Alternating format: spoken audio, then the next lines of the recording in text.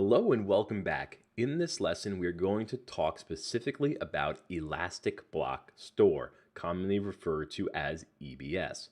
We're going to touch on EBS definitions, IOPS, root versus additional volumes, and snapshots. So to get started, let's talk about the definition of EBS. A simplified definition is EBS is a storage volume for EC2 instances. So here I want you to think of it as a hard drive. For AWS's definition, Elastic Block Store provides block-level storage volumes for use with EC2 instances. EBS volumes are highly available and reliable storage volumes that can be attached to any running instance that is in the same availability zone. EBS volumes that are attached to an instance are exposed as a storage volume that persists independently from the life of the instance. And we're going to touch on that point again in a few minutes.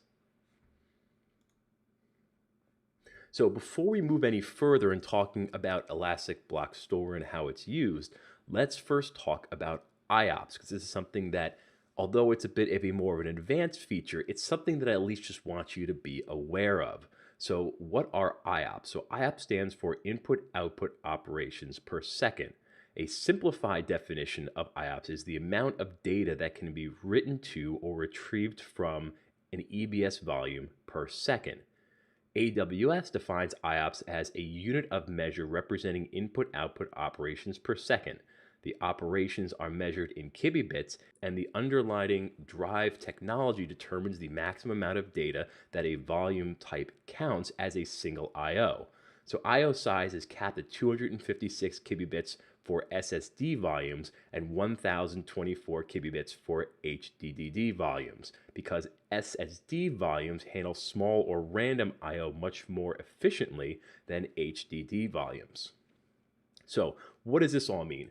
Basically, more IOPS means better volume performance, faster read-write speeds.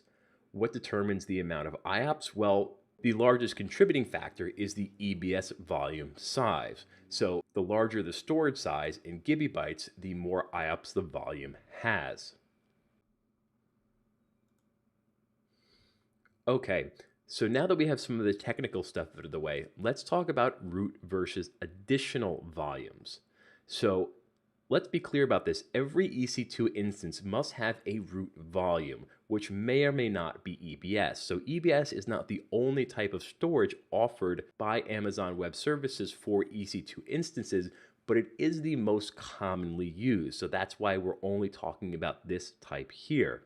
Now, in the EC2 console, you can go to Elastic Block Store and view your volumes by going right here under Elastic Block Store and clicking on volumes. And here, if you want to, you can create a volume independent of an EC2 instance, or during the instance creation process, if you go in a few screens to storage, this is where you will select the root volume for your EC2 instance. And by default, this is an EBS volume. So by default, EBS root volumes are set to be deleted when the instance is terminated. However, you can choose to have the EBS volume persist after termination. So one of the major benefits of EBS volumes versus older types of storage volumes that AWS used to use is that EBS volumes can persist past the lifespan of the EC2 instance. So if you see right here where it says delete on termination and that is checked, that means that when we terminate this instant, this EBS root volume will be deleted as well. But if I were to uncheck this, then I can terminate the instance and this EBS root volume would still be there in my account, which I could then attach to a different EC2 instance.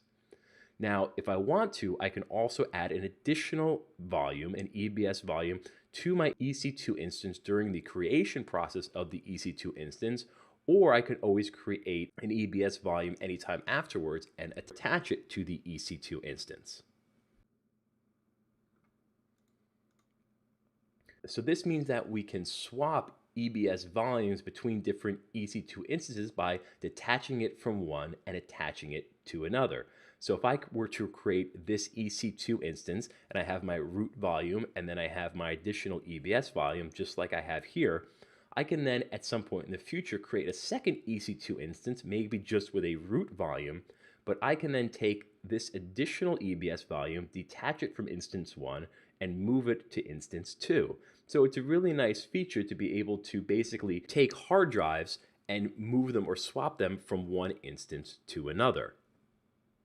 And when you think about root versus additional volumes, what I want you to think about is if you have a computer at home, you probably have a hard drive that is built into the computer.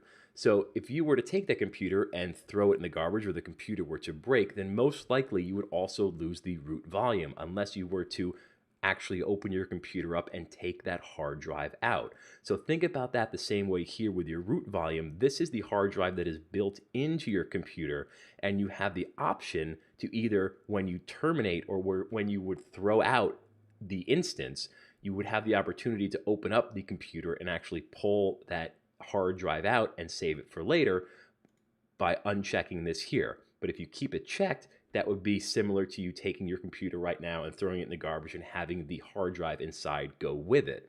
With the additional volumes, this is like having an external hard drive. So if you have a thumb drive, an SD card, or a solid state drive that maybe you plug into your computer but is external, and what you can do with a thumb drive or an external hard drive is just unplug it from your computer and go plug it into another computer at any time. And that's what it's like here, having an extra EBS volume. So next, what I want to jump into is snapshots. So what snapshots are, and those can be viewed right here under the Elastic Store volumes. A snapshot is an image of an EBS volume that can be stored as a backup of the volume or used to create a duplicate. A snapshot is not an active EBS volume. You cannot attach or detach a snapshot to an EC2 instance. However, to restore a snapshot, you need to create a new EBS volume using the snapshot as its template. So if I have an EBS volume and I create a snapshot, that is basically a duplicate or a replica that I can use as a backup to store, and at some point in the future I can launch a new EBS volume and use the snapshot to populate the EBS volume with all of the information that was on the original EBS volume.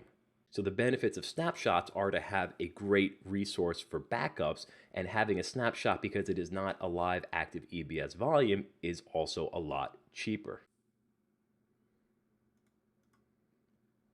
Okay, so let's sum everything up with EBS. And when you think about EBS, again, just think of it as a hard drive. And with that, we will conclude this lesson. Thank you for watching. You may now move on.